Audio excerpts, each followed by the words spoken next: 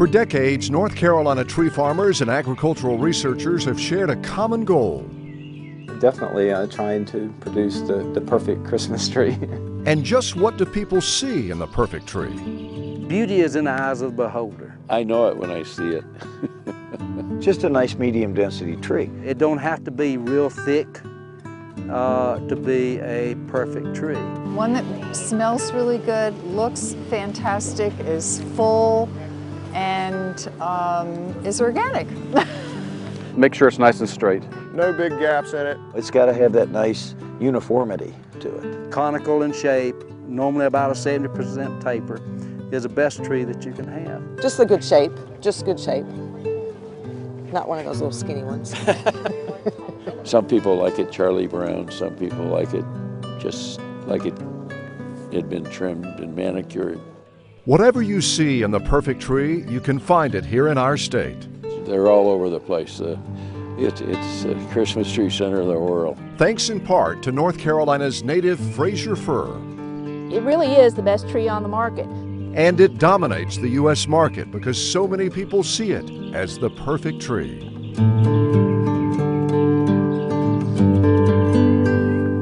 Just look at them and smell them. It is no wonder the Fraser fir is the most popular Christmas tree in America. These trees grow in the North Carolina mountains naturally, so this is the perfect place to grow them commercially. And as you're about to see, growing them has become a very big business in our state.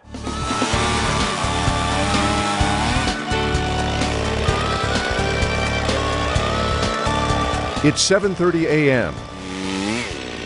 and workers are already cutting Fraser firs on Hudler Carolina Tree Farms just outside of West Jefferson. We still got about, I don't know, maybe 40,000 trees to bale. Dale Hudler oversees the harvest. Right now we're running out of twine. His dad started this business in 1991. With more than 1 million trees on about 850 acres, it's already one of the largest Christmas tree operations in the state. Dale and his brother help run it.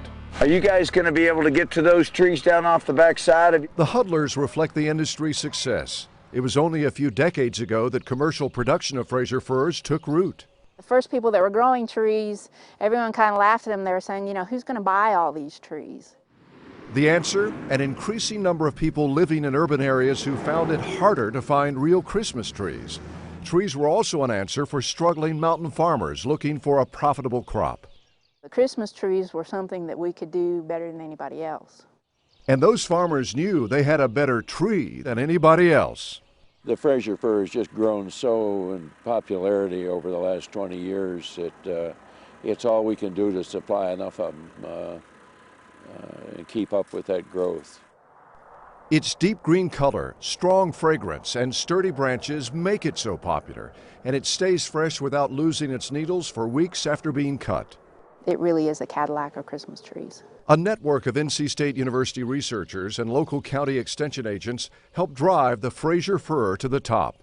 The research and extension work that NC State provides has helped the industry develop to the point that it is. We have grown together. Researchers and county agents have helped farmers fight pests and develop fertilizing and shearing techniques to grow the perfect tree. The support that the North Carolina Christmas tree growers get is absolutely unbelievable.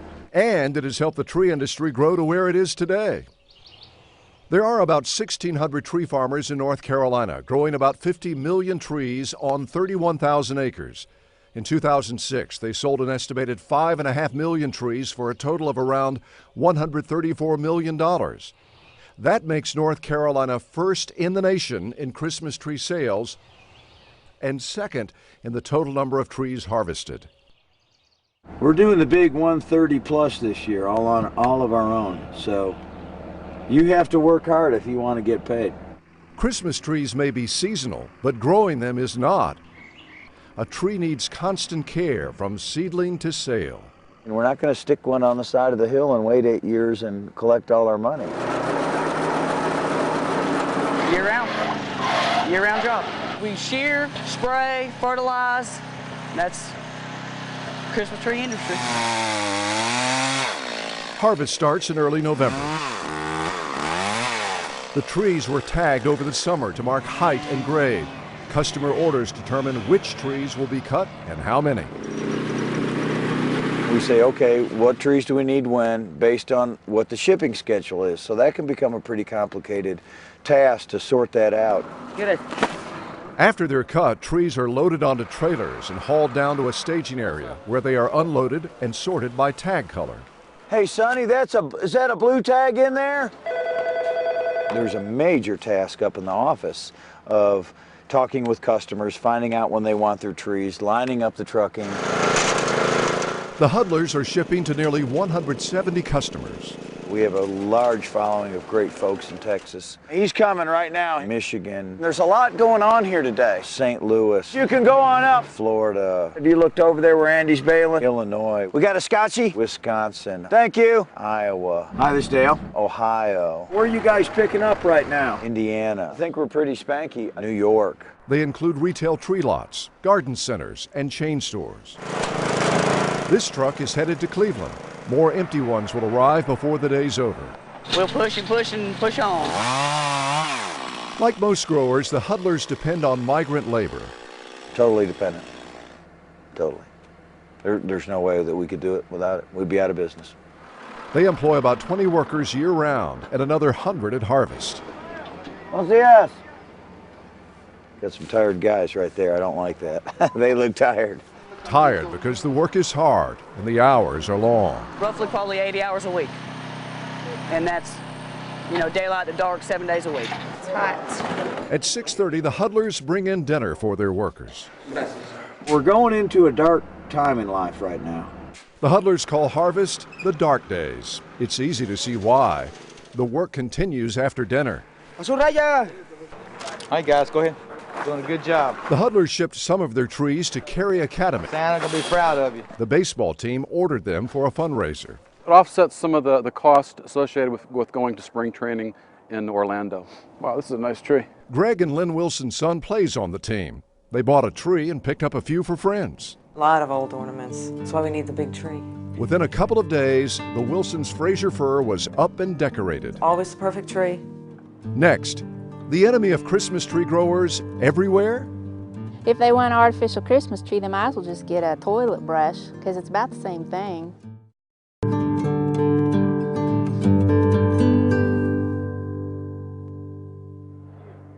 Christmas tree growers have to use chemicals to protect their trees from insects and disease without harming the environment.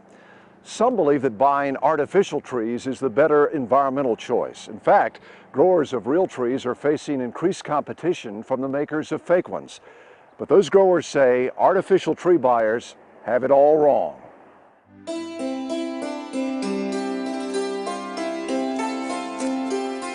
The Christmas trees we're growing now, 40 years ago, people wouldn't have been able to believe it, that you could grow a tree this perfect. Curtis Buchanan's are perfectly natural. He was the first organic Christmas tree grower in the state and nation. He keeps his trees chemical-free.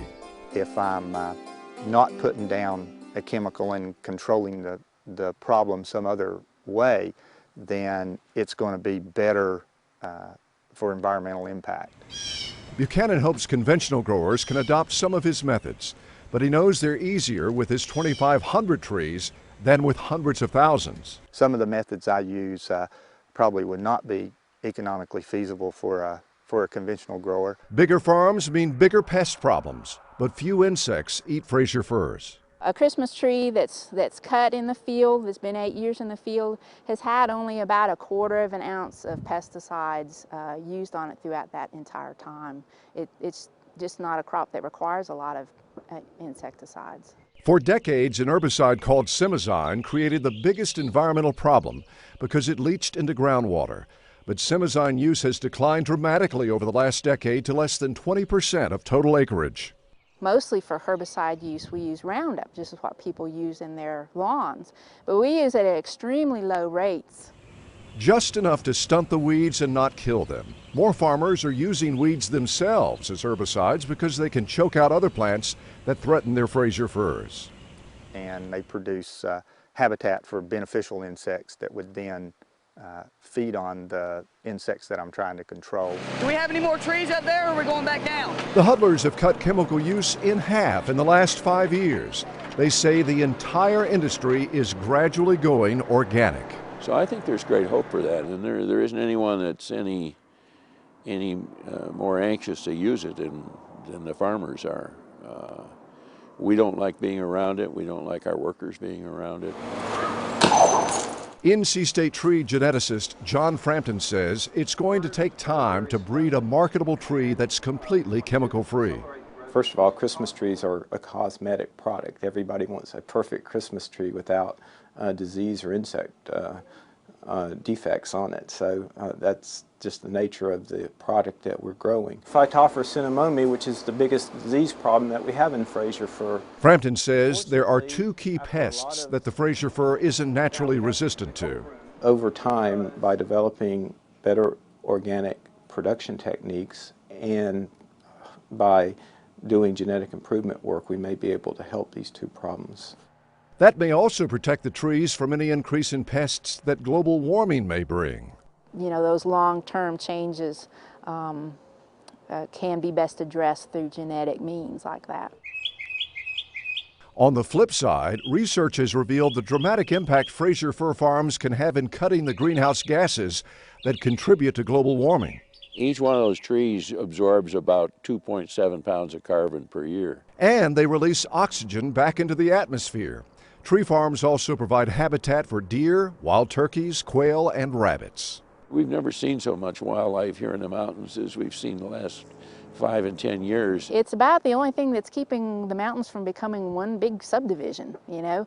It allows people to make money off their land without turning it into houses. Okay. But there's a looming threat to our state's Christmas tree industry. A great big shiny aluminum Christmas tree. More and more people want artificial trees in their house instead of real trees. This really brings Christmas close to a person. That's the trend that's going to have to be changed for the industry to continue. Some people believe artificial trees are the better environmental choice. But growers say that in addition to cleaning the air and keeping mountainsides green, real trees are recyclable. Artificial ones end up in landfills. There can hardly be a case built to think that a tree that's manufactured out of plastic and contains lead to some extent and lots of PVC, which is a deadly poison, how could that be a more environmentally safe product than what we're growing? There is an environmental benefit to buying this tree. And a growing market for organic trees as people become more environmentally conscious. It's just like cotton. People used to say that it wasn't feasible to grow cotton organically. Well, now you can buy organic cotton shirts all over the place. You can buy it probably at Walmart. That's the perfect tree. Arline Henry found one of Curtis Buchanan's Fraser firs at Whole Foods Market in Chapel Hill. It's a real important part of my life, is to support organic farmers. If only Curtis could see his beautiful tree in Henry's living room. Oh, we really love the tree. It fits perfectly in the spot that we were looking for it to be in. All right, that's the Leland cypress. This is the Carolina sapphire, and then the blue ice juniper. Next, not all North Carolina Christmas trees are Fraser firs. It's just that there's been more advertising for the Fraser fir.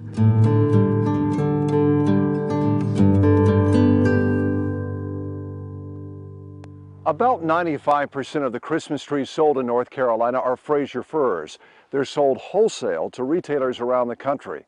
But the remaining Christmas tree market offers a retail experience that goes beyond just the purchase. You like this one?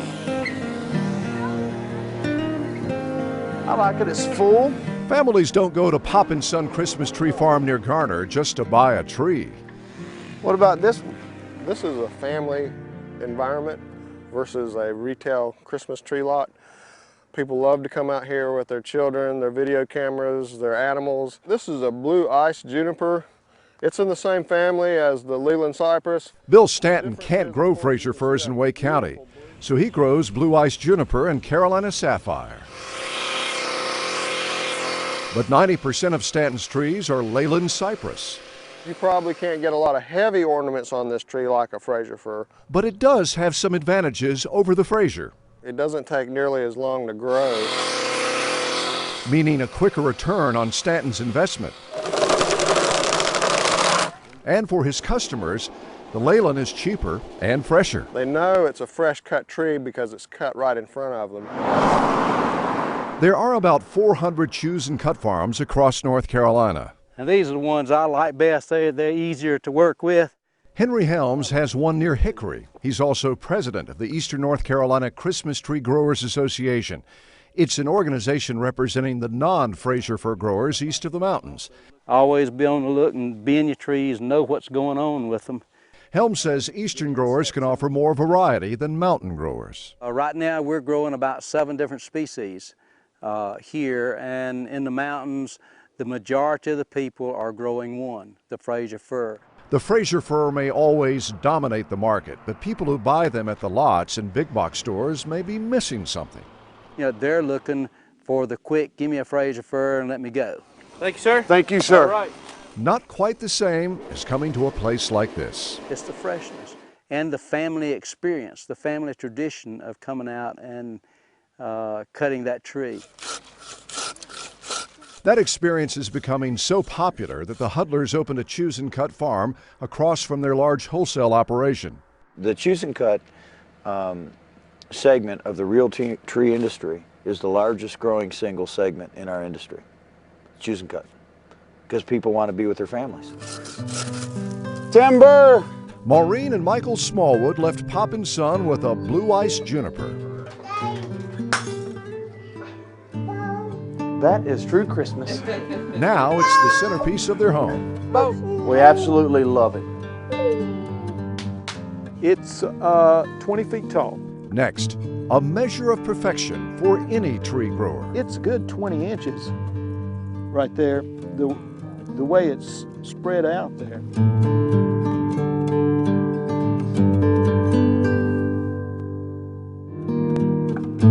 To learn more about the issues covered in this program, go to WRAL.com, click on News, and then Documentaries.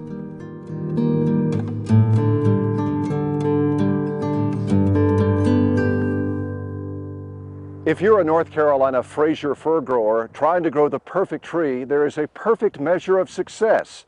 A tree that wins first place in a national contest and graces the home of the nation's first family. The trees are heavy, and so that's a good sign. Joe Freeman has Fraser fir sap in his veins. It's just a nice place to be. Freeman started working on Christmas tree farms as a teenager. He and his wife Linda started their own farm on just 1 acre of land in Laurel Springs in 1988. It's called Mistletoe Meadows. A lot of hard work has gone into building Mistletoe Meadows. Their farm has grown to 130 acres, still small by North Carolina standards. We're harvesting about, this year, 25,000 trees, and that's a good level for me. But one of those trees towers over the rest. The trunk right at the ground is like this. It is huge. It's a 20-foot Fraser fir that Joe planted 19 years ago. It's one of the first trees that I planted in the mountains. It won state and national championship honors, qualifying it for selection as the official White House Christmas tree. They liked that tree and the quality that they saw. Joe says having one of his trees picked for the White House caused quite a buzz. We got so many requests, getting emails and phone calls to, can we come cut a tree off of the farm that's providing the White House tree? So I've got a couple of blocks of trees set aside, and so we're going to do choose and cut this year for the first time. I hope it goes well.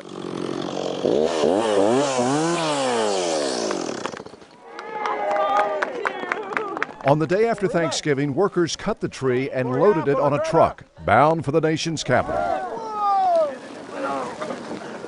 Hey!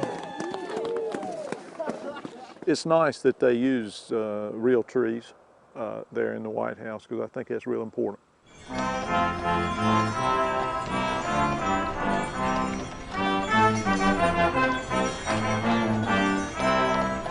On the Monday after Thanksgiving, the tree arrived at the White House to be set up in the Blue Room.